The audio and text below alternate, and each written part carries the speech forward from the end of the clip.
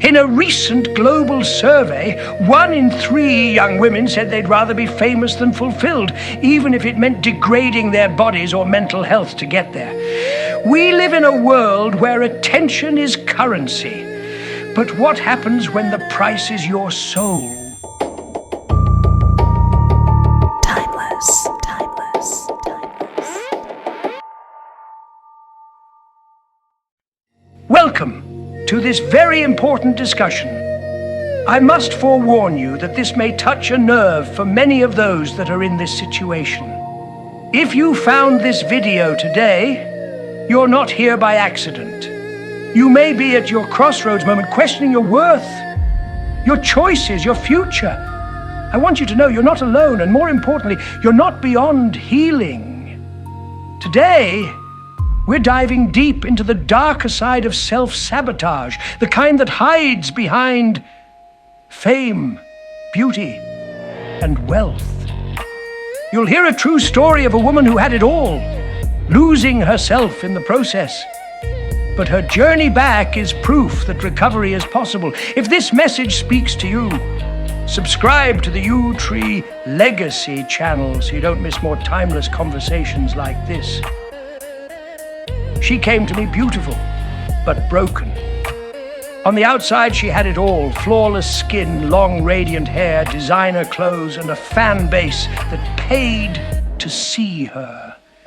She was a model on a subscription-based platform. You know the kind. The kind that promises empowerment but often delivers exploitation. She made money, good money. She modeled erotic swimsuits for a prominent brand. She had admirers, attention, and fame. But at the end of the day, she felt dirty, used, hollow. To numb the shame, she drank. To silence the guilt, she used drugs. And the money she earned went right back into the habits that were destroying her. She told me, if I could go back to the beginning, I never would have done it. The money wasn't worth it. The attention wasn't worth it. But now I'm too deep into it, and I can't get out of it. She said, I see no way out. I told her there is always a way out. It may be uncomfortable. It may seem inconvenient. She may be ridiculed and shunned by the views of the approving world, but there is always a way out. And here's the twist. The only way she could stop sabotaging her life was to sabotage the image that kept her trapped. She cut off her long hair, her so-called crowning glory. She stopped wearing makeup. She traded high fashion for thrift store modesty. She walked away from the internet. She walked away from the lies. And for the first time in years, she felt free. If you know someone who's caught in this cycle, someone who's trading their peace for praise, please share this video with them. It might be the lifeline they didn't know they needed. Extreme self-sabotage doesn't always look like destruction. Sometimes it looks like success. But behind the filters and the fame, there's often a woman who feels like she's never enough.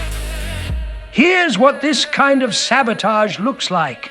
Degrading your body for validation, chasing attention at the cost of self-worth, using substances to numb the shame, living for likes while dying inside.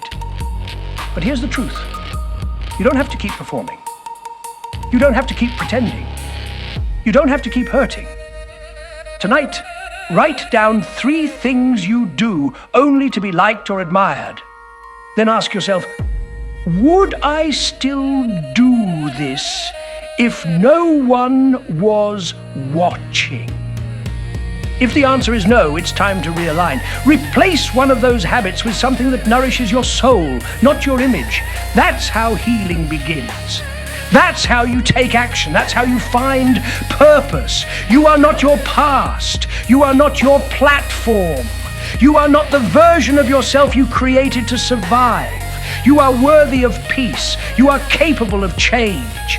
And you are strong enough to walk away. This is your crossroads moment. Choose clarity, choose wisdom, choose the life you were meant to live. And where is this woman now? She's become a quiet force of healing, no longer chasing attention. She now offers it to those who feel unseen. She mentors men and women who are caught in the same destructive patterns she once lived through. The addiction to approval, the anxiety of never feeling enough, the depression that comes from performing instead of living. She speaks not from theory, but from scars. Her story is now a guidebook, written not in ink, but in impact. And through U-Tree Legacy, she helps others find clarity, reset their lives, and walk away from the lies they once believed. Because when you've walked through the fire, you don't just survive, you light the way for others. Sometimes the bravest thing you can do is sabotage the lie you built to feel loved. Thank you for spending this time with me today.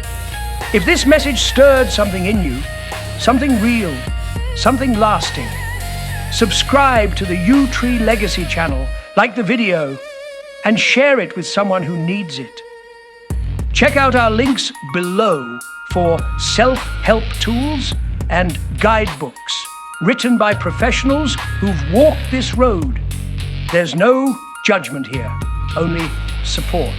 Until next time, stay grounded, stay growing, and remember, your story isn't over. It's just beginning.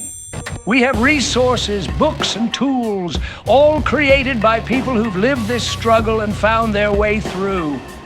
There's no judgment here, just understanding, support, and practical wisdom for the journey ahead. You're enough, you always have been. Now go live like you believe it. Also, keep the momentum going. Check out the next discussion in our series on the timeline, as well as another one of our recommended videos.